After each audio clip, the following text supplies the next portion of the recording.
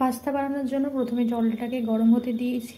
জলটা ফুটে গেলে এতে সামান্য পরিমাণে নুন আর একটু সাদা তেল অ্যাড করে দেবো। এতে অল্প একটু সাদা তেল অ্যাড করে দিলাম যাতে পাস্তাগুলো একটার গায়ে না লেগে যায়।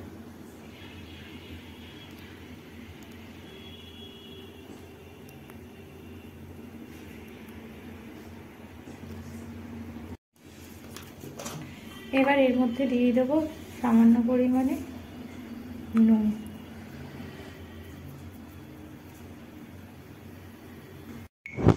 চিংড়ি মাছটা নুন আর হলুদ দিয়ে ভালো করে জল দিয়ে একটু সিদ্ধ করে নিচ্ছি। জলটা ফুটে গেছে, এবার এর মধ্যে পাস্তাগুলো অ্যাড করে দিলাম।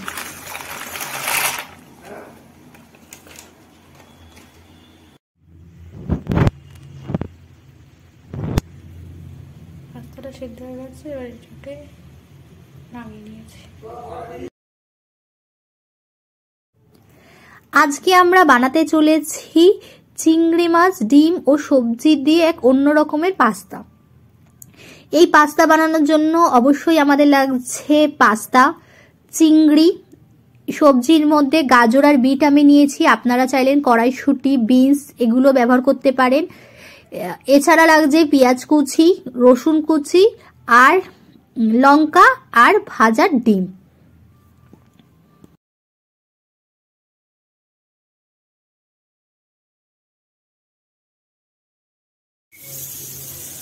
গাজর বিটটা সাদা তেলে ভালো করে একটু ভেজে নিচ্ছি। কড়াতে সাদা তেল দিলাম এবং এর মধ্যে দিয়ে দেব রসুন কুচিটা। এর মধ্যে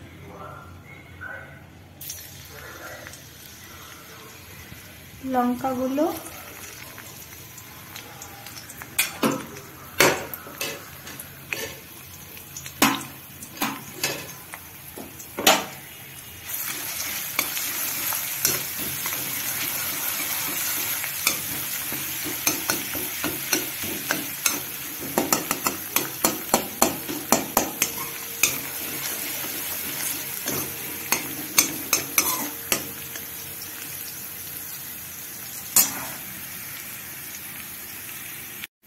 এবার এর মধ্যে রাখলাম কুচি করে রাখা পেঁয়াজগুলো দিয়ে ভালো করে ভেজে নেব।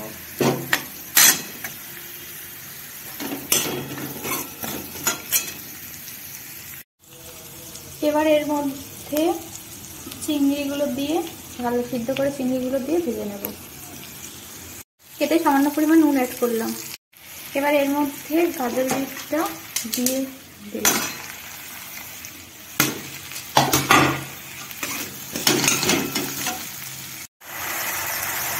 এতে সামান্য পরিমাণে ম্যাগি মশলা অ্যাড করলাম আর পরিমাণ মতো নুন দিলাম।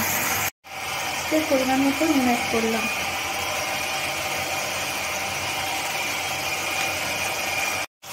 এতে এবার একটু টমেটো সস অ্যাড করে দিলাম। এবার এর মধ্যে ভেজে রাখা ডিমগুলো দিয়ে দিলাম।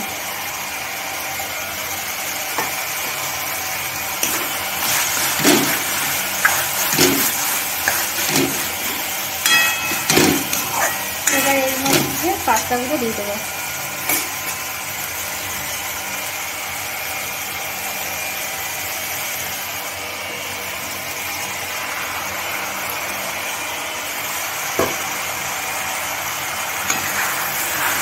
ভালো করে নেড়ে নেব।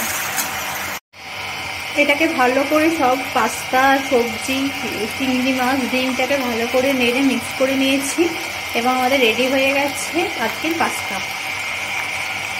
এটাকে এবার থালায় সার্ভ করে দেবো।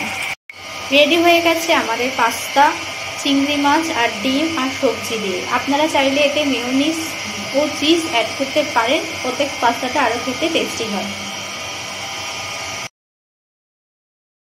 চিংড়ি মাছ দিয়ে পাস্তা আমি প্রথম খাচ্ছি, বেশ সুন্দর লাগছে, দারুণ খেতে।